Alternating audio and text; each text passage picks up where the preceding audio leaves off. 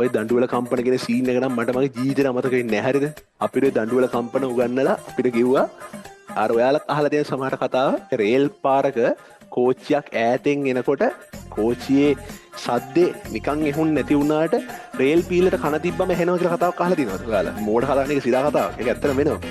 ඇත්තටම කෝච්චිය ඈතින් එන සද්ද ඇහෙන්නේ නැති වුණාට රේල් පීලට කන තිබ්බම ඇහෙනවා. ඒක ඇහෙනවා ඇත්තටම හරියද?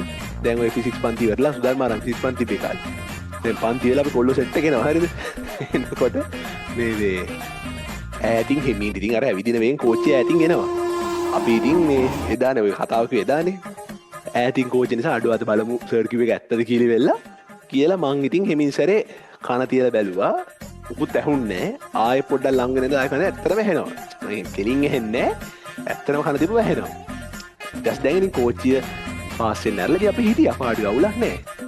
කෝච්චිය දැන් හිමින් සැරේ එන වේගෙ එන්න ස්ලෝ වෙනවා කියලා තේරෙනවා හරියද?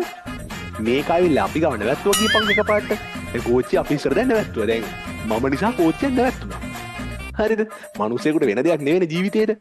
ඊට පස්සේ කොහොම හරි කෝච්චියෙන් දැන් අපි කොල්ලෝ සෙට් එකම ඉන්න බෑ.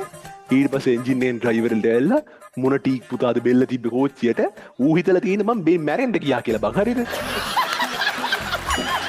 ඌ දන්නේ නැහැ මම ෆිසික්ස් පන්තියක දැන් ප්‍රැක්ටිකල් ෆිසික්ස් පන්තිය කිව්ව එක අත්දැක බැලුවා කියලා ඌ දන්නේ නැහැ නේ. මම මැරෙන්න ගියා කියලා. කවුද යකෝ මේ මොකද මැරෙන්න ගියපු ටීක් පුතා ගා දැන් මූ හරප්ප විතරයි කියන්නේ. දැන් බයිනවා ඉවරයක් නෑ. ඔය නුවරින් ළමයි දන්නවා ඕම රේල් පාර දිගේ එනකොට අර අස්ගිරිය පැත්තේ නම් ඔහම රේල් පාර දිගේ ගුඩ් ෂෙඩ් එක පැත්තට එනකොට උඩ තියෙනවා ආමි බේස් එක තියෙනවා හරියද? ආමි කැම්ප් එක තියෙනවා. දැන් උන් හිතන්නේ දැන් වලියක් කියලා ආමි කැම්ප්. උන් දැන් පොළු අරන් ඇවිල්ලා දැන් අපි කොල්ලෝ සෙට් එක මෙහෙව මේ පැත්තෙන් කෝච්චියේ ඩ්‍රයිවර්ලා දෙන්න අපිට බයිනවා. පිටිපස්සෙන් ආමිගේ උන් ටික පොළු අරන් ඇවිල්ලා වලියක් කියලා අපිට ගන්න හරියද? උන් බලන්න මොකද්ද දැන් දෙපැත්තකින් අපිට බයිනවා. හරියද?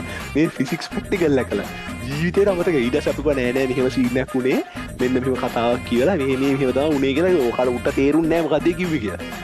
ඒකලා කොහොම හරි ඉතින් ඌ හිතේ හැරෙට බැන්නා කැම්ප් එකේ ඉතිපුණොත් අපිට බැන්නා ඊට පස්සේ ඌ බැලලා ගියා. දැන් ඊට පස්සේ කෝච්චි ඩ්‍රයිවර් හිතුවේ කෝච්චියේ බෙල්ල තිබ්බගේ සීන් එකක් නේ. දැන් කෝච්චියෙන් පාස් වෙනවනේ.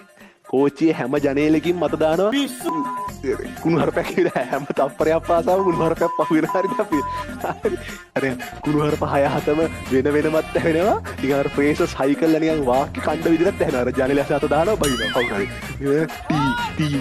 ටී එදා තරන්නම් ඒකක කාලයකදී වැඩියෙන්ම කුණු හරප හබු දවසේ දාය.